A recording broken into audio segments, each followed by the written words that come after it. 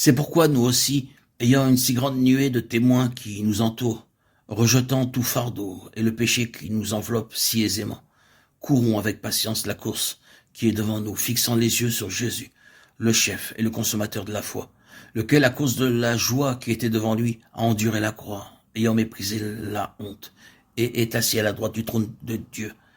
Car considérez celui qui a enduré une telle contradiction de la part des pécheurs contre lui-même, afin que vous ne soyez pas las, étant découragés dans vos âmes. Hébreux 12, 1, 3. Dieu place deux choses devant les hommes. Il propose d'abord la vie éternelle aux pécheurs, ensuite le royaume à tous ceux qui ont déjà la vie éternelle. Tous ceux qui croient ont la vie éternelle. Cependant, comme Jésus le disait à ses disciples qui avaient cru, car je vous le dis, si votre justice ne surpasse pas celle des scribes et des pharisiens, vous n'entrerez point dans le royaume des cieux. Matthieu 5, 20. Le Seigneur Jésus déclarait aussi, ceux qui me disent Seigneur, Seigneur, n'entreront pas tous dans le royaume des cieux, mais seulement celui qui fait la volonté de mon Père qui est dans les cieux. Matthieu 7, 21. Il nous a aussi montré que pour avoir la vie éternelle, nous devons seulement croire, mais pour entrer dans le royaume, il nous est demandé de remplir une autre condition. Dès qu'une personne est sauvée, Dieu la place dans une course qui est devant elle. La vie tout entière d'un chrétien peut être comparée à une course. Il ne s'agit pas de courir pour obtenir la vie éternelle.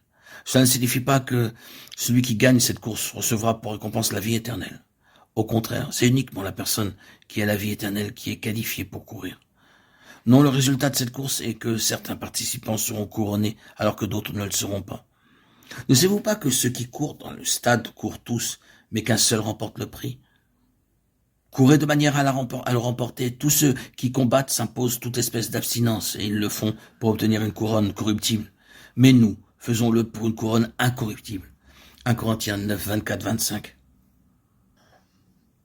Que signifie donc cette couronne? La couronne représente le royaume. Elle signifie régner, avoir la domination et la gloire. Ainsi donc, obtenir la couronne signifie gagner le royaume, c'est-à-dire régner avec le Seigneur Jésus et avoir la domination et la gloire. Perdre la couronne signifie ne pas avoir le royaume, ne pas régner avec le Seigneur, ni recevoir la domination et la gloire. La couronne symbolise le royaume. Pour le chrétien, avoir la vie éternelle est une chose réglée, mais avoir le royaume dépend de la manière dont ce chrétien court. Dès qu'une personne est sauvée, Dieu la place dans une course qui mène tout droit au royaume.